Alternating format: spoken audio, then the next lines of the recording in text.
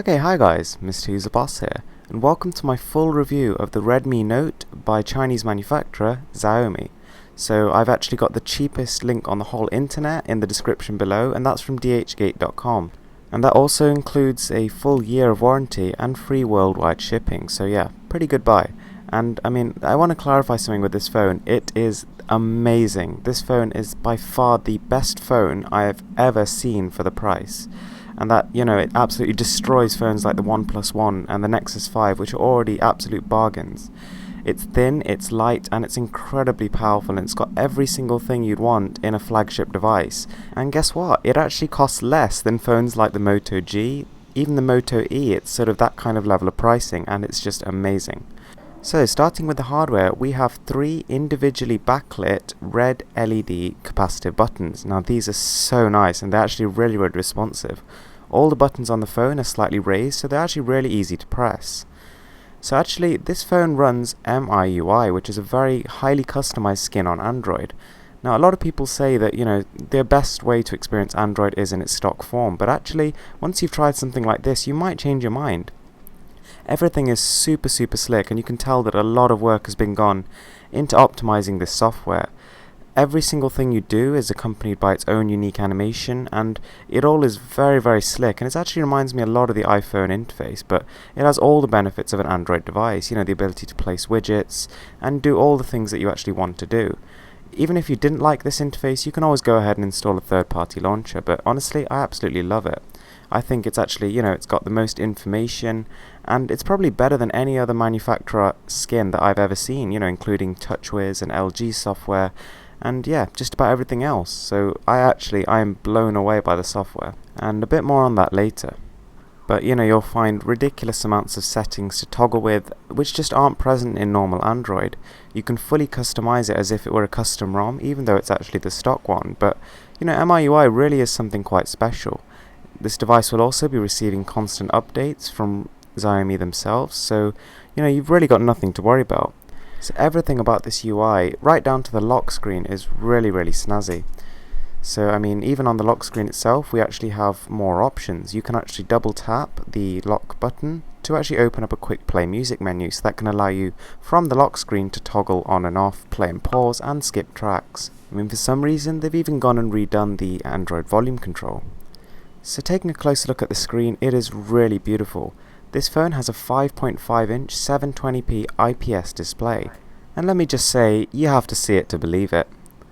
Right, so taking a look at the camera of the device, so this phone is actually packing a 13 megapixel ultra sharp camera, which is, again, in terms of specification, sounds very impressive.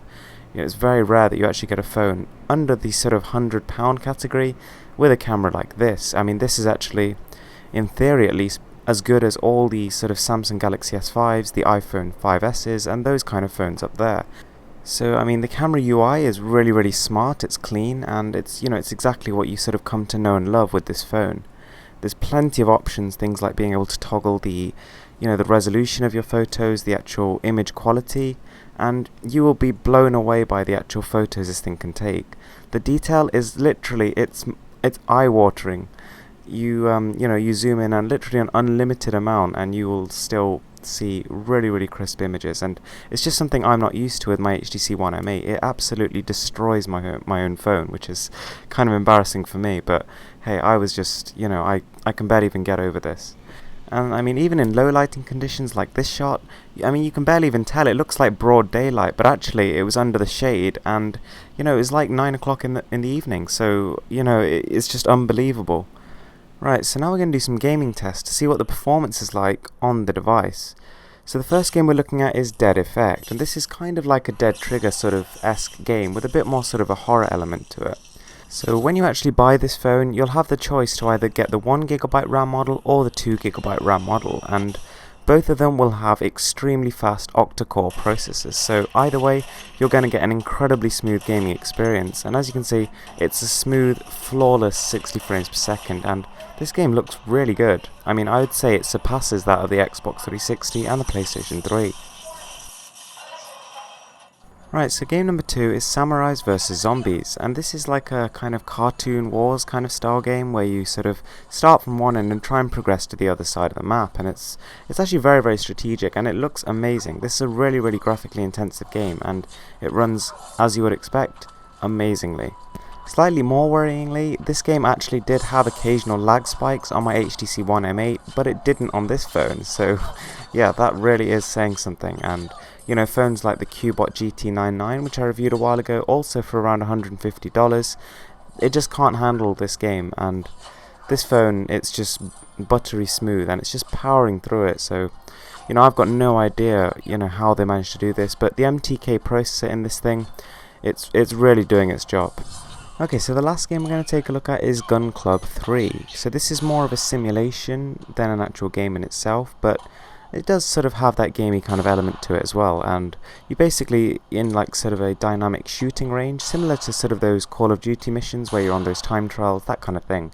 And I think it does get pretty repetitive, the game itself, but this is more just a demonstration just to show you how good it runs, and yeah, you can see for yourself, no explanation necessary. So now we're just going to take a look at the browser built into the device. So I mean, if you didn't like this one, or if it didn't work for you, you could always install a third-party one, but let me just say, I don't think you should do that, because this browser is probably the best. I'd actually say it works better than Google Chrome. I mean, just look how quick it is. The scrolling is also very smooth, and it has all the features you'd expect in a browser. For example, the ability to open multiple tabs and view desktop versions of pages. So yeah, this site and every single other site presents absolutely zero problem to the Redmi Note, so you're actually going to have a really enjoyable web browsing experience, and because the screen is so large, it's almost like using a tablet. Now, I don't normally do this, but I actually wanted to make a special mention to the built-in apps, because for once they're actually good. They're small in size, they're not filled with bloatware, and they just work. And you know, they've got nice elegant interfaces, and yeah, they're just very, very nice. So to start with, we've got the Note app, which you know, you can basically just set notes for yourself. So it's very, very straightforward, and you know, you can add different labels, different colors, and you can sort of arrange it in a way that you find usable. There's also a very, very nice, actually quite practical file manager, which sorts all your files by what they are rather than where they are, and it gives you a nice overview of all the sort of system storage available in different categories. So yeah, it's great. Now the weather is really, really impressive. I mean, it gives you detailed weather for now, the future, the past, and you can just search any city you want and it'll just give you a full detailed weather report. The calendar is something that I think a lot of people will actually be using, so it's worth mentioning as well. And it's nothing outstanding, but it again, it has every single feature you could think of in an easy to use interface, so what more do you want? So now we're actually going to do a quick sound test, and let me just say, this is one of the things I was seriously worried about, because let's face it, the speakers don't look like much.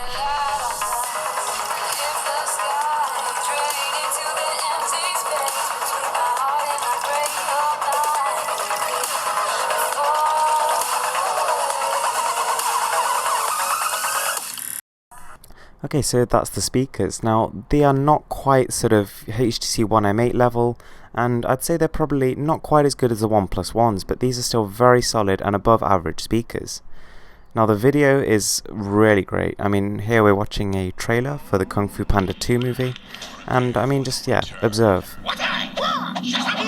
Of awesomeness. My fist hungers for justice. That was my fist. Everybody was Kung Fu fighting. Kung Fu staring contest. Go! Okay, so to conclude this video, buy the phone. Just do yourself a favour and buy the phone.